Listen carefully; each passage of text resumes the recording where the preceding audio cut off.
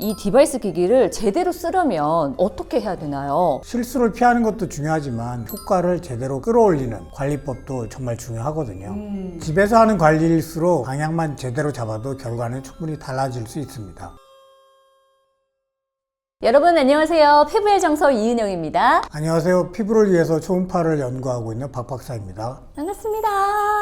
초음파 디바이스 기기를 쓰실 때 실수하는 세 가지에 대해서 지난 시간에 알아봤잖아요. 많은 분들이 정말 관심을 많이 가져주셨어요. 그 세 가지가 뭐였죠? 젤, 각도, 속도 3개입니다.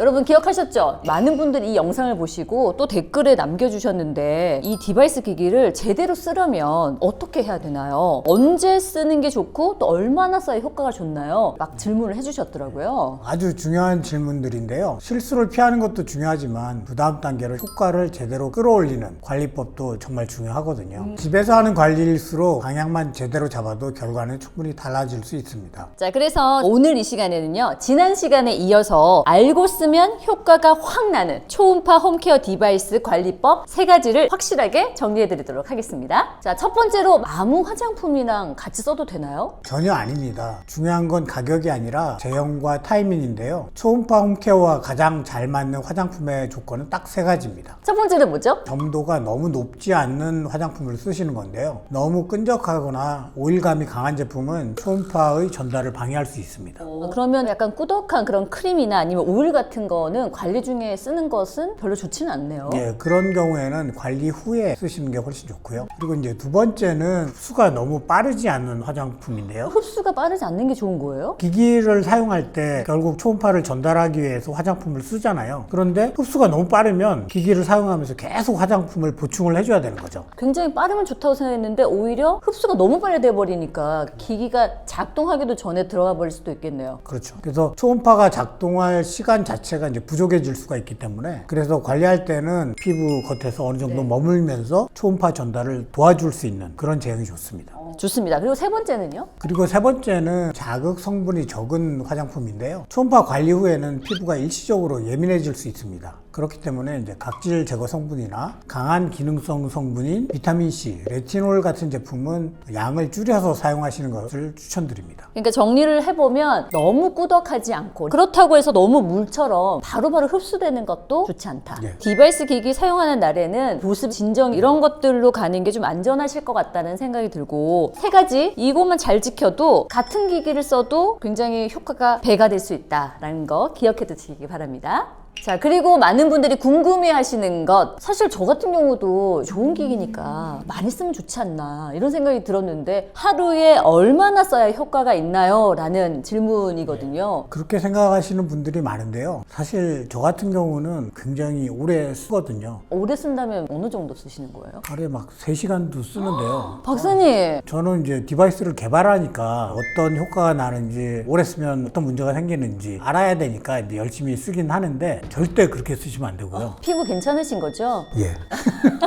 네, 여러분 이러시면 안 됩니다. 박사님은 연구하시는 분이에요. 홈케어 관리는 오래 한다고 해서 효과가 더 좋아지거나 그러지는 않고요. 특히 집속 초음파 같은 경우는 초음파를 집속해서 타겟 포인트에 열점을 형성하고 콜라겐을 변성시킨 다음에 새로운 콜라겐이 생성되도록 유도하는 원리인데요. 자극을 받으면 아주 약한 화상을 입는 거거든요. 특정 포인트에. 그렇기 때문에 피부가 반응하고 회복할 시간이 반드시 필요합니다. 그러면 적정 시간보다 좀 오래 한다 하면 피부가 그 반응을 못 따라오는 건가요? 그렇죠. 시간을 과하게 늘리면 피부는 이미 자극을 충분히 받은 상태인데 계속 자극이 추가되는 그런 상황이거든요. 그래서 효과가 더 좋아지기보다는 체감하는 효과가 떨어지거나 피부가 더 예민해질 수가 있는 거죠. 코드세라는 한쪽에 5분, 한쪽에 5분, 다들 이제 10분 정도로 쓰고 계신다는 걸 잘 알고 계실 것 같은데 펄샷은 어느 정도 써야지 적정한지 질문들이 많으시더라고요. 쿼드세라 같은 경우는 피부에 데미지를 주고 그 데미지가 회복되는 과정에서 좋은 효과를 나는 그런 원리가 아니기 때문에 오래 쓰셔도 문제가 없는데요. 펄샷 같은 경우는 초음파를 집속해서 아주 약한 화상을 피부 진피층, 진피 하부, 진피 상부에다가 화상을 입히는 거잖아요. 그렇기 때문에 부위별로 다르기는 하지만 일반적으로는 각 부위를 나눠서 15분 정도 정해진 시간만 이렇게 사용하시는 게 훨씬 효과적입니다. 그래서 처음에 이제 작동을 시작하면 15분 동안 샷이 나오도록 설계되어 있고요. 중간에 다시 젤을 바르시거나 그럴 때는 잠깐 한 번 더 눌러주시면 멈추게 됩니다. 고민 많은 부위 있잖아요. 눈가의 주름이라든지 팔자 주름 이런 것들을 잘 펴기 위해서 많은 분들이 펄샷을 많이 쓰겠다 하시는 분들이 계신데 이렇게 고민이 많은 부분은 어떻게 쓰는 게 좋을까요? 특히 질문을 많이 하시는 부위가 팔자주름인데요. 팔자주름은 볼처럼 피부가 두꺼운 부분과 상대적으로 피부가 얇은 입가 부분에 경계가 뚜렷하게 생기는 그게 팔자주름인데요. 나이가 들면서 중안부라고 하죠. 눈썹부터 입까지 여기 살이 좀 처지면서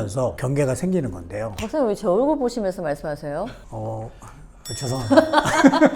그래서 이제 보통 생각하시는 게 이 팔자 라인에다가 하이프 기기로 초음파를 집속하면 좋아지지 않을까 이렇게 생각을 하시는데 다리미처럼 여기를 막 다리고 싶은 거예요. 아, 그렇죠. 그런데 이 팔자주름 부위가 표정근, 근육, 혈관, 신경이 이렇게 좀 밀집이 되어 있거든요. 그래서 팔자 라인에 초음파를 집속하는 건 좋지 않고요. 팔자 라인에 뭔가를 하고 싶으시면 쿼드세라를 사용하시는 게 좋고 펄샷은 팔자 라인을 조금 피해서 사용하시는 게 좋아요. 그래서 팔자 라인에서 볼 쪽으로 조금 떨어진 부분에서 펄샷에 퍼밍 카트리지를 사용해서 따끔따끔한 그 느낌을 느끼면서 사용을 해주시면 되고요. 그리고 피부가 얇은 부분, 코 옆이라든지 입가라든지 눈가라든지 이런 데는 펄샷에 토닝 카트리지를 사용하시면 됩니다. 팔자 라인의 옆 볼 부위의 탄력을 끌어올려주는 방식으로 접근하셔야 되는데요. 그래서 사용하실 때는 팔자 옆쪽에서 귀 방향으로 초음파를 집속해주는 게 가장 좋은 방법입니다. 펄샷이 되게 좋은 게 나눠져 있으니까 카트리지가 예민하고 섬세한 부분들은 좀 바꿔서 시간을 조절하셔서 한번 써보시는 게 중요하실 것 같아요. 홈케어 관리에서 중요한 건 길이보다 에너지가 피부에 얼마나 제대로 전달이 됐는가 그게 가장 중요하거든요. 그러니까 오래 쓴다고 해서 좋은 게 아니라 짧지만 제대로 써야 된다가 중요한 포인트입니다, 여러분. 네, 지금 여기까지 들었는데 저도 항상 이게 궁금하거든요. 기기를 쓰니까 이 효과를 오래 가지고 가고 싶다 이렇게 생각하시는 분들이 많으시잖아요. 어떻게 하면 돼요? 사용법만큼이나 이후 관리가 더 중요한데요. 초음파 관리는 피부를 이제 바꿔주는 치료라기보다는 피부가 스스로 변할 수 있도록 도와주는 관리에 가깝거든요. 그래서 그 신호가 오래 유지되느냐 아니면 금방 사라지느냐는 전적으로 생활 습관에 달려 있습니다.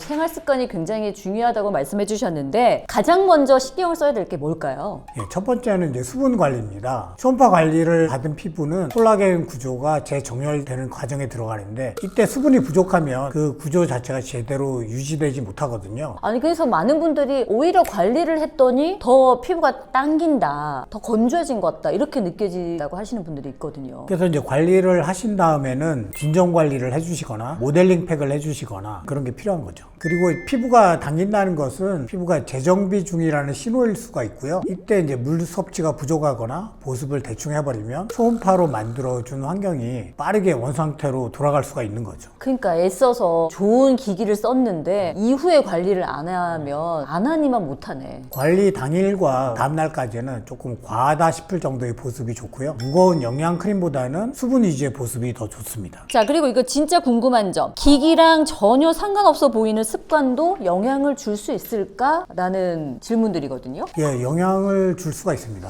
자세와 표정, 습관 모두 관련이 있고요. 생각보다 영향이 꽤 큽니다. 대표적인 게 이제 턱 괴는 습관. 이를 꽉 문다든지 스마트폰을 볼 때 고개를 숙이고 보잖아요. 그리고 이제 엎드려 자는 수면 자세. 이런 것들이 이제 영향을 줄 수가 있는 거죠. 아니 근데 박사님 얘기해 주신 게 제가 다 해당되는 것 같아요.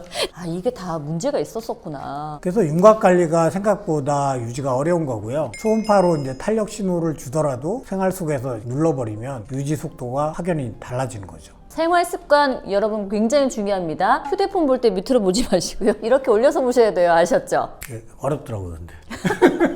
그리고 마지막으로 펄착과 같은 집속 초음파 기기는 약하게 이제 데미지를 주는 기기잖아요. 그렇기 때문에 집에서 관리하신 후에 쿼드세라 같은 교차 초음파 기기로 관리를 해주시면 얼굴이 빨리 진정이 되고 하이프 기기의 2차적인 리프팅 효과를 더 빨리 볼 수 있는 거죠. 두 가지를 한 번에 같이 관리하셔도 효과가 더 있는 걸 수도 있겠네요. 그렇죠. 교차 초음파 기기는 기본적으로 이제 진정 기능이 있기 때문에 모든 데미지를 줄 수 있는 기기, 하이프, RF, MTS, 피부에 아주 약한 상처를 줄 수 있는 그런 기기를 사용하신 다음에 피부가 조금 자극을 받았다고 느낄 때 진정을 시켜주시면 좋습니다. 병원에서 보면 관리하고 나면 얼굴 빨개질 때 약간 진정하라고 LDN 관리 같은 거 하잖아요. 그 코드세라 같은 거 관리잖아요. 그렇습니다. 좋습니다. 자, 오늘 영상 보신 분들은 내 기기가 왜 이렇게 효과가 없는 거지? 뭐가 이렇게 안 되는 거지? 라고 생각하셨던 분들이라면 평소에 생활 습관을 한번 돌아보시는 것도 좋으실 것 같아요. 조금만 관리해 주셔도 같은 기기라도 체감은 충분히 달라질 수 있습니다. 네, 여러분 꼭 기억해 두시기 바랍니다. 자, 오늘 영상이 도움이 되셨다면 좋아요, 댓글, 구독, 알림 설정 부탁드립니다. 댓글로 궁금한 점 남겨주시면 저희가 친절하게 답변 드리도록 하겠습니다. 여러분 예뻐지세요. 안녕.